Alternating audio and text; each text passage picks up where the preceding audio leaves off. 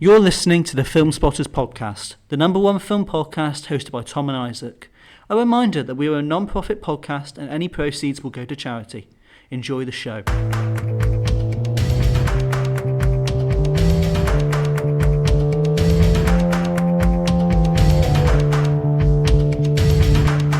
Hello. Welcome back to Filmspotters. Woo! Woo! Woo! Woo. I am your host, Isaac, and as always, I'm joined by my lovely co-host, Thomas Blakey. Thomas, how are you? Why are you full naming me these days? Everyone knows your full name, Tom. Nah. I don't know all of my middle names. If I was to use your full name, I'd use your middle name. I just called you by exactly. your first name and full name. And you wouldn't do that because you know I would find you. Actually, it's not that difficult to find you. You told me where you live. It's not as if Aidan White included it in like a massive email, both our middle names. Yeah, to every single member of the society. Include our middle names. Idiot, man. Well, we also included it, so. Yeah. Oh well. Anyway, we hope you're all having a lovely week. We're here today to talk about Spider Slop, aren't we? Spider Slop, brand new slop. Oi, it's not a slop. No, it's Spider-Man, brand new day. Yeah. I'm joking. Yes, Spider-Man Brand New Day, the new Spider-Man film, funnily enough. That's a coincidence, isn't it? That is a coincidence. A coincidence they called it Spider-Man, Brand New Day, and Spider-Man's in the movie. Weird. Anyway, this is the 38th film in the MCU. 38, bloody hell. 38, and the fourth to focus on the character of Spider-Man. This stars Tom Holland, Zendaya, Sadie Sink, John Bernthal, Jacob Asselon, Jamel Tillman, and Mark Ruffalo. Following the events of Spider-Man No Way Home, which, if you haven't seen that movie, it's been 5 years, don't know what you're doing. It was one of the biggest films of the 21st century. Yeah, it's a pretty large film. It's a pretty big film. Anyway, everyone forgets that Spider-Man is Peter Parker, including his friends MJ and Ned. This picks up about 5 years later, I want to say. Yeah, just about. Yeah, it's around about that, where Spider-Man is now working alone, living kind of like a recluse life, has completely given up on his Peter Parker identity. And the only person he kind of works with is the Punisher. Kind of. Yeah, just about. I mean, he saved him in New Jersey. Or where it's Staten Island. Staten Island, yeah. But while Spider-Man is investigating a series of attacks where it seems as if the perpetrators have been possessed, he starts to go through a series of mutations. And that's where it goes. Yeah, that's right. This is directed by Destin Daniel Cretin, who directed Shang-Chi and Legend of the Ten Rings, amongst other films, and he replaces John Watts, who directed the first three Spider-Man films. That was my main thing that I loved about this movie, was Destin Daniel Cretin's direction. I think much better than John Watts's. It's got so much life, got so much energy. I particularly enjoyed the homages to Spider-Man comics. Yeah, those were really good. It just made me watch thinking, what was John Watts doing? You really do wonder. Like, he's a fine director. He doesn't do anything particularly stylish or anything, but it just looks so lifeless compared to this.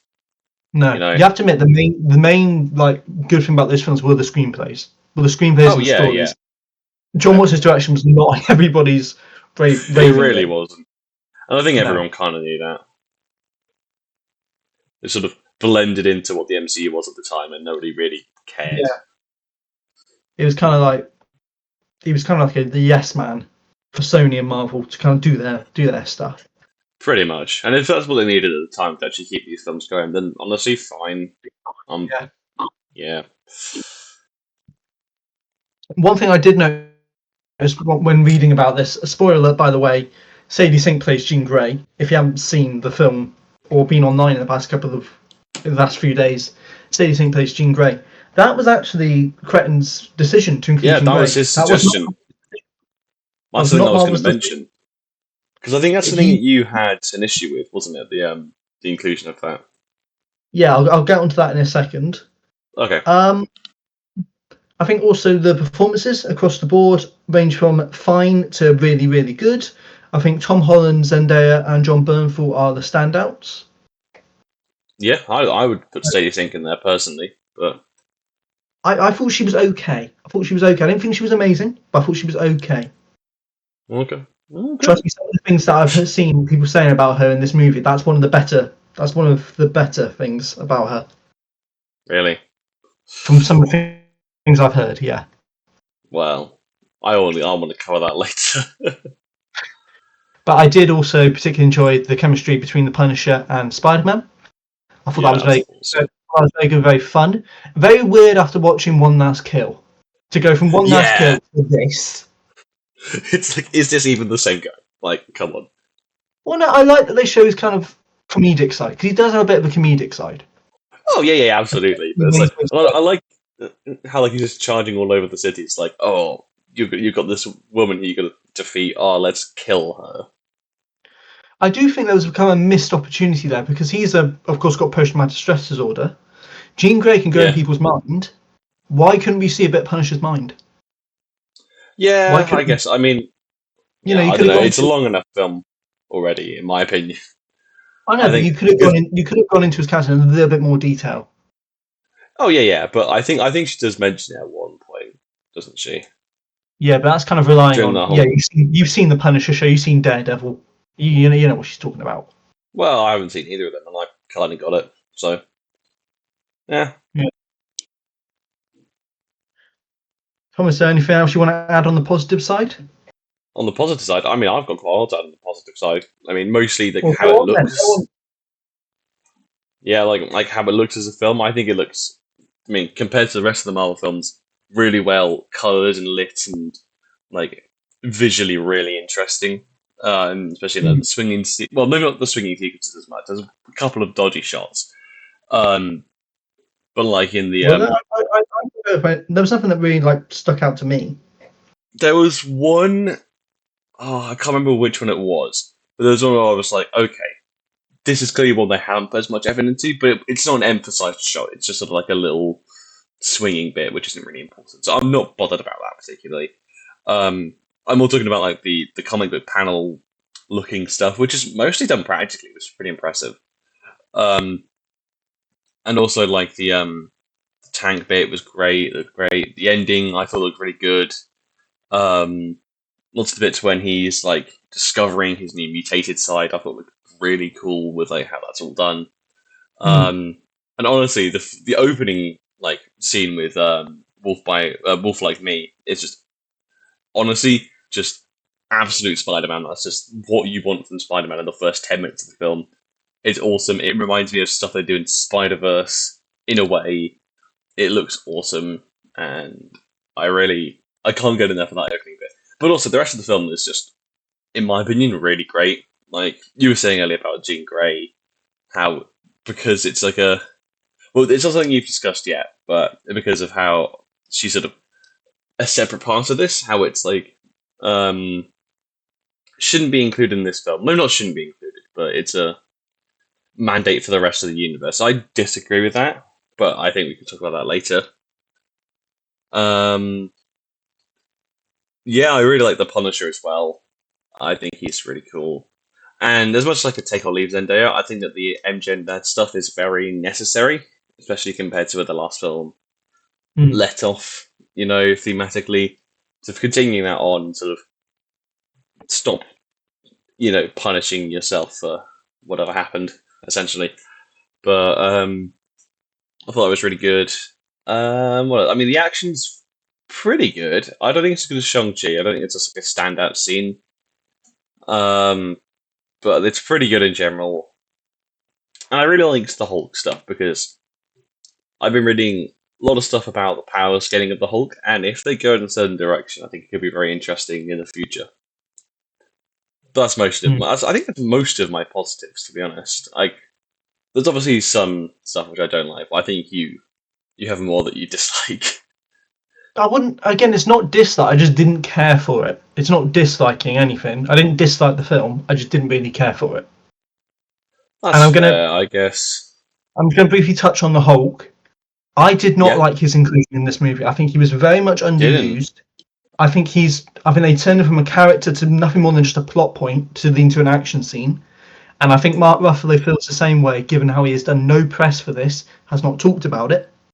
I don't think he even went to the premiere. I think Hmm. I am, as much as everyone, I'm a bit fed up with how Hulk is treated in the MCU. He's one of the founding Avengers, for God's sake, and he's just being used as kind of like a plot point. Yeah, but in a Spider-Man film, I mean, I'm not bothered about that particularly. Like, if he really should have been in like the Captain America film, really. Yeah, yeah, he That's should what have. If Red Hulk's going to be in there, you want to bring in the Hulk. exactly. I Like, it's ridiculous that he's not in that. I But don't yeah, really I see agree what with they're you. going to do, and that just saddens me. Just that this character's just been pushed to the side Yeah, when I he think really he's should been get on a for proper years. film. Marvel has been a movie for years. Yeah, and there's so It's much just interesting stuff they can do with him. Like, World Eater Hulk is the one I'm thinking of, and that's such an interesting idea. And I think they could do something really cool with that. But it they seems kind of less hinted likely that that with they're going. Scar, didn't they? On She-Hulk. They kind of hinted that with Scar, kind of World War Hulk. Yeah, yeah, but like they just never did anything with it because She-Hulk was vitriolically hated. What are you talking about? I Everyone loves She. yeah, I think it's fairly so. Yeah, I didn't like it. I didn't mind it. I didn't feel any hatred towards it. I just didn't care for it. that's fair, but I don't know. I think I watched the bits with Tim Roth, and I think that was it. He Because I was was like, fine oh, in this it, is I kind of guess. cool. The Daredevil stuff was pretty Yeah. cool, but whatever. Um, yeah, and as for like wider MCU inclusion, I like that they're doing more of the stuff in here because it feels a lot more interconnected than it was in like Phase 4 when like the new phase was starting just after Endgame. It's like 50 different things are happening. I like that like the new Avengers are in this for a little bit. I like that we're getting references to the Hulk again, how he is in this. The Punisher, the Daredevil side is in this. Like I like how everything is brought together a lot more than it has been previously in like the 2020s at least, especially in the MCU. Even in like Captain America. Yeah, but at the same time, I liked that they didn't do too much. What I've always liked about these Spider-Man films is that they're kind of like a break from the traditional MCU because you're just doing Hmm. something very small, very self-contained. Like I don't see much that's going towards like the grander MCU, much like with Homecoming, Far From Home, and No Way Home. I just kind of No, like that you this take a bit of a break with these yeah, this is movies. more like a character building stepstone, essentially. It's more like the pit stop you take on your family road trip. Towards the end goal, you take a quick pit stop here, and then we Yeah, go but to like Geeks. only if you're like the pit stops at like Alton Towers, it's a Yeah, thrill exactly. ride. Your pit stop's like Legoland or something. Yeah, weird that you bring that one up. Yeah, weird that I mentioned Legoland, Tom. Look, Almost I as if had you ditched recording to go to Legoland and left me with Jerry Seinfeld. no, I was at Truck Festival that day. You're at Truckfest. Yeah, but I was volunteering at the festival, so can't blame me there. You see the Punisher on the screen? Yep, That was me when you told me you couldn't make that recording. I was gutted as well. Yeah. I think is there anything else before I go into like my main criticism? I think there's anything else. Oh yeah, they've got some really good actors in this with Tremel Tillman and Hmm. God from the Bear. What's her name? Oh, Lisa Collins-Itis. Lisa Collins Ice. Or Liza. I think are a bit underused given their talent that they've shown on Severance and The Bear. Yeah, I honestly, just I thought the same, especially for Tremel Tillman because he's such a good yeah, actor. I just want He's him to do so more. I don't good. want him to do Mission Impossible and this. I want him to do more. I want to do stuff that Yeah, he actually really gives him stuff to do and stuff to work. like he needs a proper supporting role other than just like the government Exactly. mandated villain, essentially.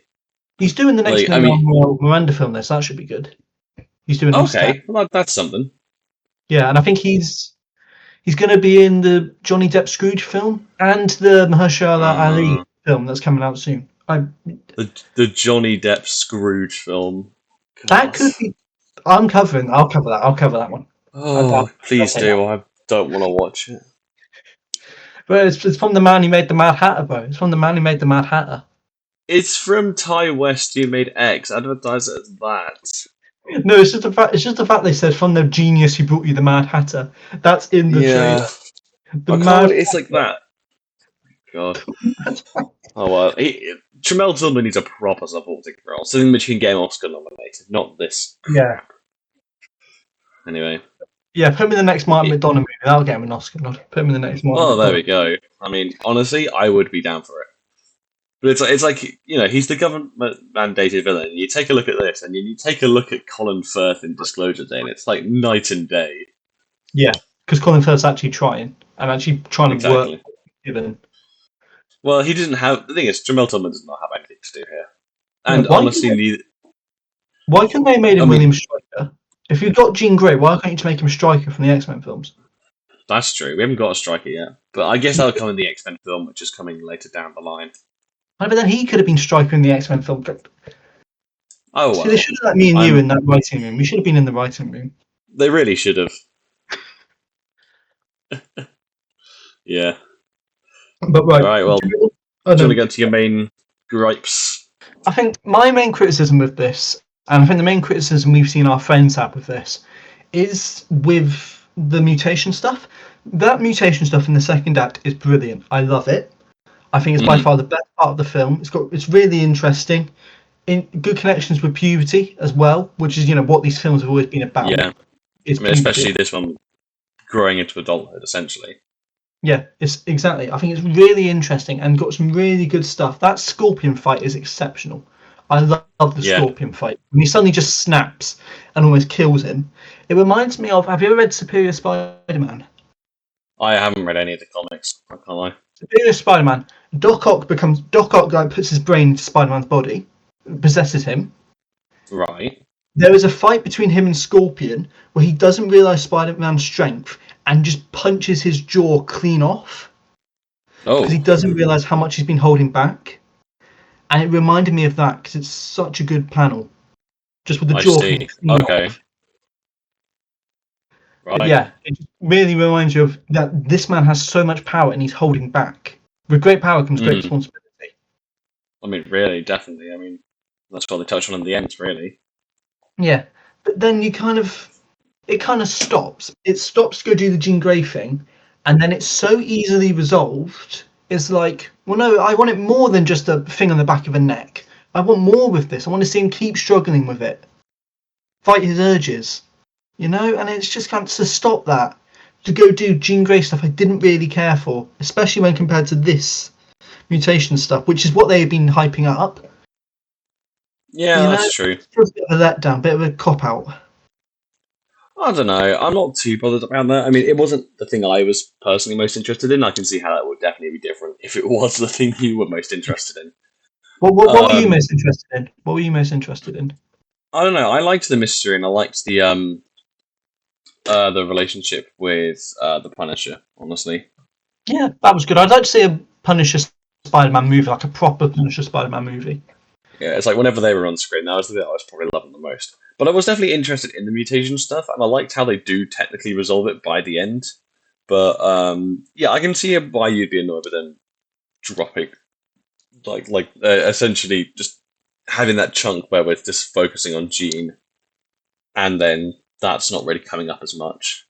Yeah, I mean, that's just before the third act, essentially, or the climax.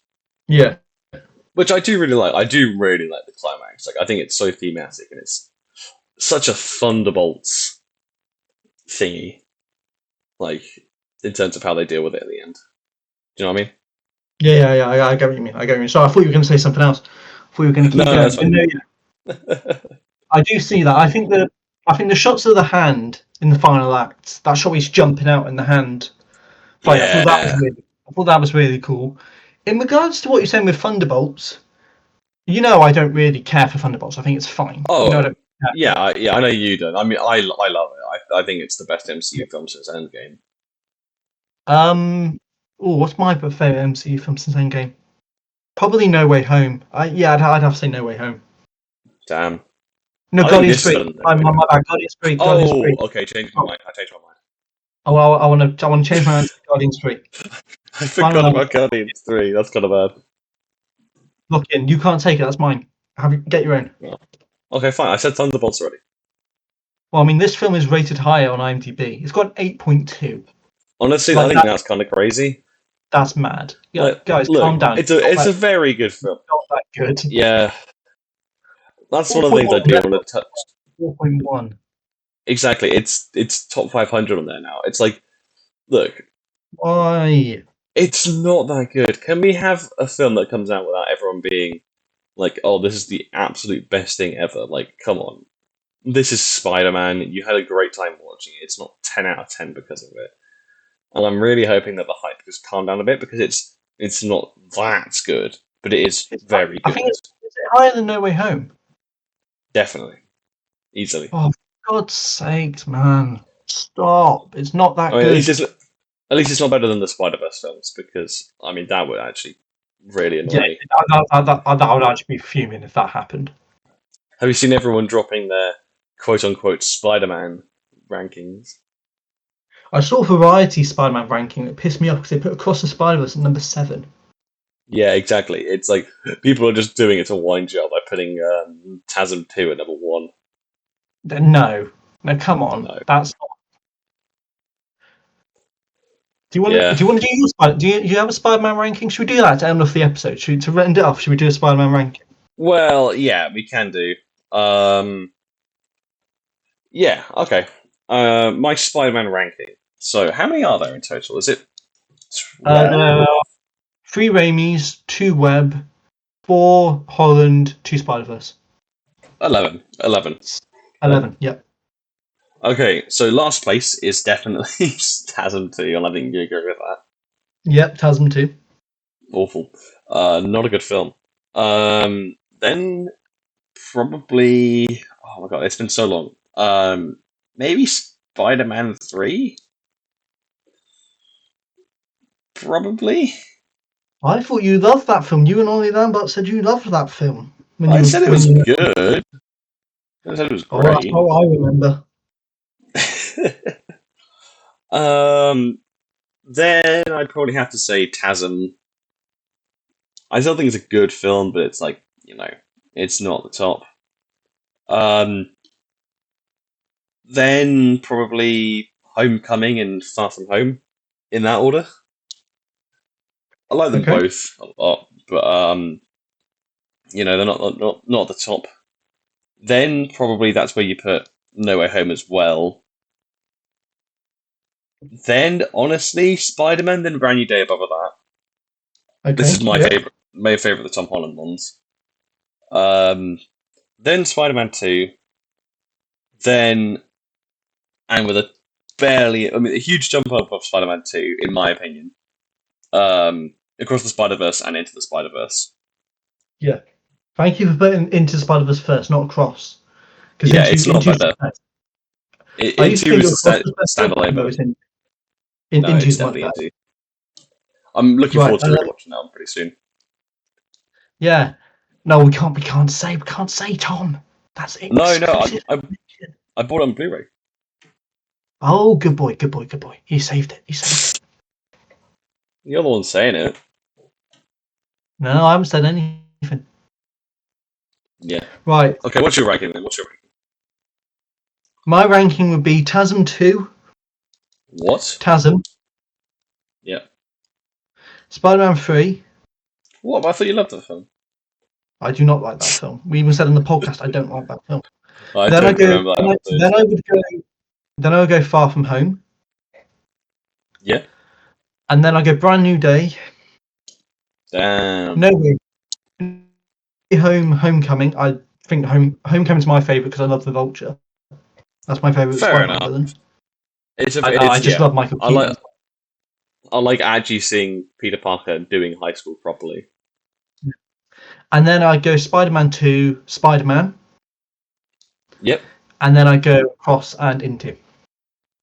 Damn. So Spider-Man above Spider-Man 2 for you.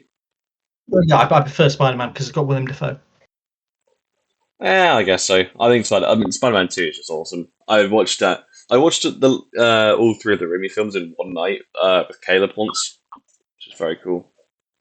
I didn't watch. I lost my Spider-Man 2 DVD, so I didn't watch that as much as Spider-Man 3. growing up. Oh, right. So I didn't watch it as much. But so that's my Yeah, first Spider-Man. I've only ever seen the first two once. And then I've seen Spider-Man 3 twice because they made us watch it. Yeah, they made us watch it. Thank God we don't do those polls anymore. Oh my god, that was an era. When you lot told us to watch I'm not here, that's when we threw in the towel and we were like, we can't. Honestly, I did not like that film. When we watched it, it was like, why are we watching this? Why are we watching this and talking about what was it? Oh God, what was it? Which Is one? this thing on? That was it. Was this? Is this thing on? Oh yeah, because it was about biopics, and then we were talking about. Oh my god. Oh well, that's in the past. We've got a different format now. Different format now, right? To end off, we want to say schedule for the next few episodes. Let me put it up. Oh yeah, because we did recently change it. Yeah, we have recently changed the schedule because we found out some things about one of the movies that we were like, okay, we're not doing this. Yeah, which I'll still watch, but I will be hating it. I'll be like, we're not going to say what the movie is. We're not. You know what it is. I'm having an angry face. I'm like going. Grrr. Right. Okay. So next week will be the end of Oak Street, which Tom will be covering, and I will be covering Tony. Yep. The week after will be Tom will be covering Coyote versus Acme. Yeah, Coyote versus Acme. And I will be covering the re-release of Trainspotting, which will be really fun. We might throw in the new Statham movie as well, Mutiny, depending on how recording goes, and if we can go. I mean, there's not a lot out that week, is there? No, hence why we're going to re-release Trainspotting. That's just because you want to talk about Trainspotting, though. Shh. No. Oh, like 5 minutes segment on Trainspotting. Fine, yeah, I can fit it into 5 minutes. And then we're going to be ending off August with One Night Only and The Dog Stars. Tom will be covering One Night Only, and I'll be covering The Dog Stars. I love watching Monica Barbara get on. I love Ridley Scott. He's an auteur. The true auteur of cinema. Go watch The Dog Stars, August 28th. It's going to be amazing. Yeah, but first you got to watch Gladiator 2 before that. It's the predecessor. Trust me. Oh, okay. Yeah, I'll trust you. Anyway, that has been our Spider-Man episode of Filmspotters. Yippee! We hope you enjoyed. Like we said, next week we'll be back with the end of Oak Street and Tony. But as always, I've been Isaac. He's been Tom, and we will see you guys in the next one. All right, bye-bye.